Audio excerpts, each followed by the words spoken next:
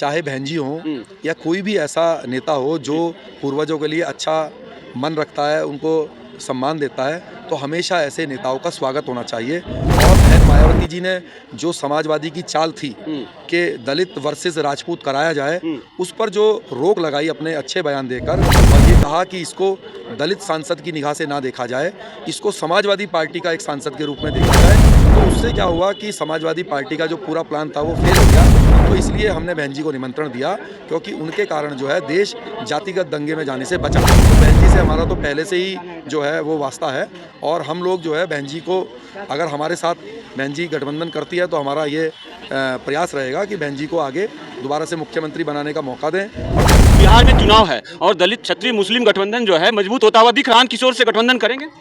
देखिए, ये तो भविष्य के गर्द में है। अभी इस महीने ही मैं अब बिहार की यात्रा पे रहूँगा 15 दिन के लिए, और जो भी हमारे कार्यकर्ता पदाधिकारी हमें सुझाव देंगे उस पर हम काम करेंगे। जो बुलाया है मायावती जी को, बहुत खुशी है खास करके क्षत्रिय समाज में कि जो है दलित क्षत्रिय गठबंधन बनाया जाए। इतने ऊंचे ख्याल, तो क्या आप चुनाव लड़ेंगे उनके साथ गठबंधन करके? देखिए, चाहे बहन जी हों या कोई भी ऐसा नेता हो जो पूर्वजों के लिए अच्छा मन रखता है, उनको सम्मान देता है, तो हमेशा ऐसे नेताओं का स्वागत होना चाहिए। और बहन मायावती जी ने जो समाजवादी की चाल थी कि दलित वर्सेस राजपूत कराया जाए, उस पर जो रोक लगाई अपने अच्छे बयान देकर, और ये कहा कि इसको दलित सांसद की निगाह से ना देखा जाए, इसको समाजवादी पार्टी का एक सांसद के रूप में देखा जाए, तो उससे क्या हुआ कि समाजवादी पार्टी का जो पूरा प्लान था वो फेल हो गया। तो इसलिए हमने बहन जी को निमंत्रण दिया, क्योंकि उनके कारण जो है देश जातिगत दंगे में जाने से बचा। और भविष्य में भी अगर हमारी राष्ट्रवादी जनलोक पार्टी आपके बता दें कि हरियाणा चुनाव में एक तरीके से उनका गठबंधन में शामिल थी, क्योंकि इनेलो से हमारा गठबंधन था और इनेलो से बसपा का गठबंधन था, तो बहन जी से हमारा तो पहले से ही जो है वो वास्ता है। और हम लोग जो है बहन जी को, अगर हमारे साथ बहन जी गठबंधन करती है, तो हमारा ये प्रयास रहेगा कि बहन जी को आगे दोबारा से मुख्यमंत्री बनाने का मौका दें। और जितने भी हमारे महान पूर्वज हैं, चाहे वो राणा सांगा जी हों, चाहे महाराणा प्रताप हो, जैसे बहन जी ने अंबेडकर जी का अंबेडकर पार्क बनाए हैं, ऐसे ही हम बहन जी से फिर सत्ता में जब वो हमारी सहयोगी के रूप में आएंगी और मुख्यमंत्री और प्रधानमंत्री बनेंगी, तो हम उनसे ये डिमांड करेंगे कि जो अन्य वर्ग से वास्ता रखने वाले महापुरुष हैं, उनके लिए भी इस तरीके के पार्क बनाएं। बिहार में चुनाव है और दलित क्षत्रिय मुस्लिम गठबंधन जो है मजबूत होता हुआ दिख रहा है आपके कारण। मैं नहीं, लोग कह रहे हैं ये, तो क्या लग रहा है, आप प्रशांत किशोर से गठबंधन करेंगे? देखिए, ये तो भविष्य के गर्द में है। अभी इस महीने ही मैं अब बिहार की यात्रा पे रहूँगा 15 दिन के लिए, और जो भी हमारे कार्यकर्ता पदाधिकारी हमें सुझाव देंगे उस पर हम काम करेंगे। सर, आपने राणा सांगा जी का जिक्र किया। मैंने कई पुस्तकों में पढ़ा है कि राणा सांगा जी एक ऐसे योद्धा थे जिनके पास सिर्फ घुड़सवार सेना होती थी। उनके स्टेट मेवाड़ पर किसी ने अटैक नहीं किया। उन्होंने सभी जो तत्कालीन मजबूत थे, चाहे वो गुजरात वाले हो, मालवा वाले हो, दिल्ली वाले, न सिर्फ उनको वहां जाके हराया, उनको बांध के भी लाया और उनसे लेवी वसूल किया। ऐसे बड़े सम्राट को इतिहास में जगह तक नहीं दी गई है, तो क्या लग रहा है ये बहुत बड़ा षड्यंत्र इसमें? देखिए, ये जो बड़बोलापन होता है या ये जो उल्टी सीधी बात पार्लियामेंट में या बाहर सड़कों पर भी लोग बोल देते हैं, उसका कारण है संस्कार ना होना। संस्कार कैसे बनते हैं? आज अगर आप अमर जवान ज्योत पर जाएंगे और शहीदों के नाम पढ़ेंगे, तो आपके अंदर से एक पॉजिटिव एनर्जी क्रिएट होएगी। तो ये संस्कार तब बनते हैं जब आप जो है ऐसे स्मारक बनाते हैं जहाँ पे अब जो थोड़ा सा पैसे वाले लोग होते हैं, वो अपने माता पिता का भी स्मारक बना लेते हैं, लेकिन साधारण लोग कहाँ जाएं? तो ये जो आप राणा सांगा जी हों या जितने भी हमारे इस तरह के जो भी महापुरुष हैं, चाहे कोई भी हो, तो हम जब इन लोगों को याद करेंगे, इनके सम्मान में कोई जिस तरह का हम आपसे बताया है इस तरह के स्मारक बनाएंगे, तो मुझे लगता है कि ऐसे लोगों को भी तब जो है सद्बुद्धि आएगी। लेकिन सर, सवाल तो ये उठता है ना, सिर्फ रामजी लाल सुमन कैसे दोषी है? जिन्होंने उनको बुलवाया और जिन्होंने इतने बड़े सम्राट, वो राजा नहीं सम्राट थे, जिन्होंने पूरी तरह से मुगलों और तुर्कों को रौंद दिया उनकी स्टेट जा करके, उनके बारे में लिखा ही नहीं हुआ नहीं है। तो हिस्ट्री जो लिखी गई 47 के समय में, तो क्या वही गड़बड़ नहीं है? वैसे विचारधारा के लोग क्यों दबाव नहीं डालते कि आप बोलिए रामजी लाल सुमन जैसे लोगों को? देखिए, अब इतिहास लेखन पे तो अभी क्योंकि हम नहीं जा सकते, क्योंकि फिर वो टॉपिक चेंज हो जाता है। दूसरी बात है, देखो इसमें कोई दो राय नहीं है कि जो इतिहास लिखवाने वाली सरकार होती है, तो क्योंकि भारत का इतिहास बहुत पुराना है और बहुत बड़ा है, तो पूरा तो पढ़ाया नहीं जा सकता, संभव नहीं है। तो वो चिन्हित करते हैं कि हमें क्या चीज़ पढ़ानी है। तो दुर्भाग्य है कि हमें वो चीज़ें ज़्यादा पढ़ाई जाती हैं जो कि हमारे इतिहास का काला पन्ने हैं, जो हमारा पॉजिटिव इतिहास है, जिससे कि पॉजिटिव वाइब्रेशंस आती हैं लोगों में या जोश आता है, उसके तरफ कम ध्यान दिया गया। तो हम समय समय पर सरकार से उसके लिए भी मांग करते हैं कि इतिहास इस तरीके से पढ़ाया जाना चाहिए जिससे कि समाज में पॉजिटिवनेस आए। ये नहीं है कि आप जो है, अब आप ये बताइए कि मान लीजिए 1000 युद्ध हुए मुगलों के साथ। मैं इतिहास की पुस्तकों लिखने वालों ने उस 1000 युद्धों में से वो 200 युद्ध चिन्हित कर लिए जिसमें कि हमारे जो राजा महाराजा थे या सम्राट थे वो किसी कारण से हार गए। तो उन जो जीत गए उनका तो कोई जिक्र नहीं हुआ। दूसरी बात ये भी है कि जो युद्ध लड़ता है वही हारता है।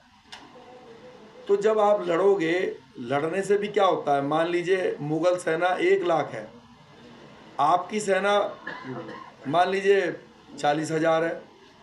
अब इस 40,000 सेना ने 50,000 मुगल सेना को मान लीजिए ख़त्म कर दिया, तो भले ही आप युद्ध हार गए हों, लेकिन सामने वाले को आपने इतना कमज़ोर कर दिया कि वो अगले 10 साल तक जो है जाकर अपनी जो वो मन मुताबिक जो आपको परेशान करता वो उसने आपने उसको स्टॉप कर दिया। तो जिन योद्धाओं ने अगर मान लीजिए शहीदी दी है, चाहे वो भले ही युद्ध में शहीद हो गए हों, लेकिन उनका भी बहुत बड़ा रोल होता है चीज़ों को रोकने के लिए। तो ऐसे ही जो महापुरुष हैं जिनको हम याद नहीं कर पा रहे हैं, उन्हीं की याद में ही ये स्मारक बनाने की मांग कर रहे हैं।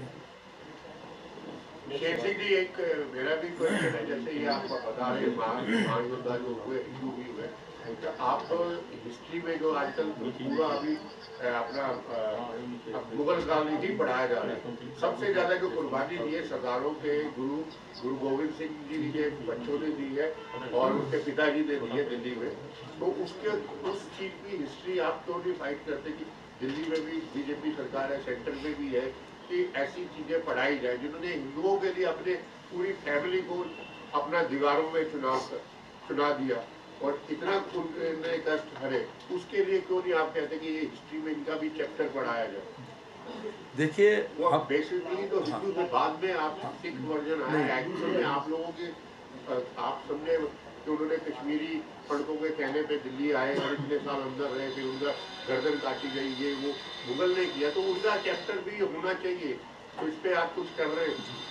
देखिए, आज हमने जो ये प्रेस वार्ता रखी है, इसमें हमने शुरू से, अगर आप ये आपके हाथ में है, इसमें हमने गुरु गोविंद सिंह जी का भी लिखा हुआ है, सभी महापुरुषों के बारे में हाँ, है ना, क्योंकि सबका नाम लिखना संभव नहीं था, तो हमने 5-6 जो बड़े मुख्य नाम हैं उनके लिखे हैं। दूसरी बात ये है, देखिए हम बात कर रहे हैं यहाँ पे राष्ट्रवाद की, चाहे वो गुरु गोविंद सिंह जी हों, चाहे छत्रपति महाराज शिवाजी हों, चाहे महाराणा प्रताप हों, पृथ्वीराज चौहान हों, महाराजा पोरस हों 2000 साल पहले जिन्होंने सिकंदर से लड़ाई करी, तो चाहे कोई भी हो या उससे पहले भी चंद्रगुप्त मौर्य हों, तो कोई भी रहा हो, हम चाहते हैं कि सभी को ही सम्मान मिले।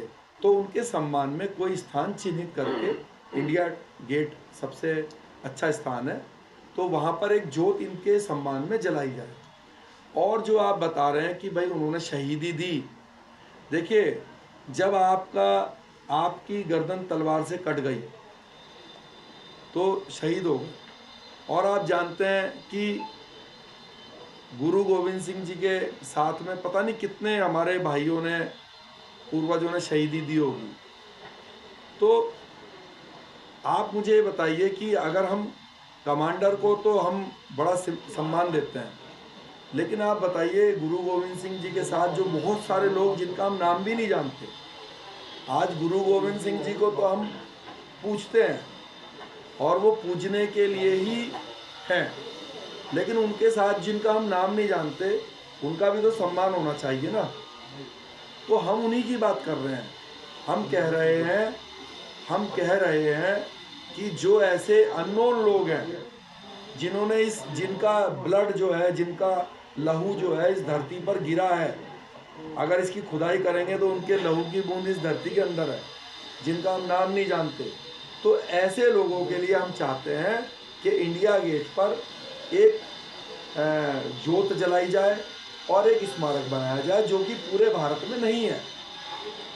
और ये परंपरा इसलिए ज़रूरी है क्योंकि आज 1947 के बाद जो लोग शहीद हुए हैं, आज आपने नेशनल वॉर मेमोरियल बनाया हुआ है, अमर जवान ज्योत थी पहले वहाँ पे इंडिया गेट पर जलती थी, सभी लोगों के नाम लिखे हुए थे जो 1971 में शहीद हुए। तो जो 1971 में शहीद हुए यहाँ के लिए वो बड़े महत्वपूर्ण है हमारे लिए, लेकिन क्या जो 200 साल पहले शहीद हुआ वो महत्वपूर्ण नहीं है?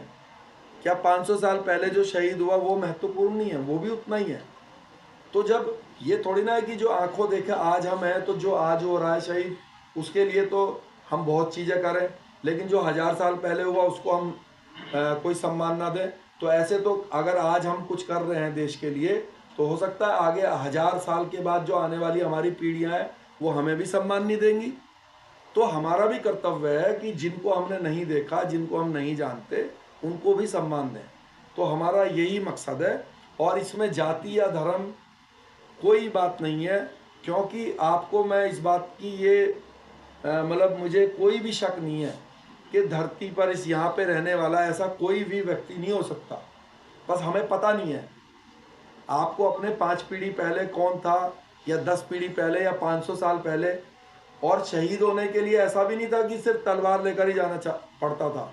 पता लग रहा है दूसरी सेना ने अटैक किया, आप युद्ध लड़ भी नहीं रहे थे, लेकिन पता लग रहा है उन्होंने पूरे दिल्ली में ही आग लगा दी, उसमें आप शहीद हो गए।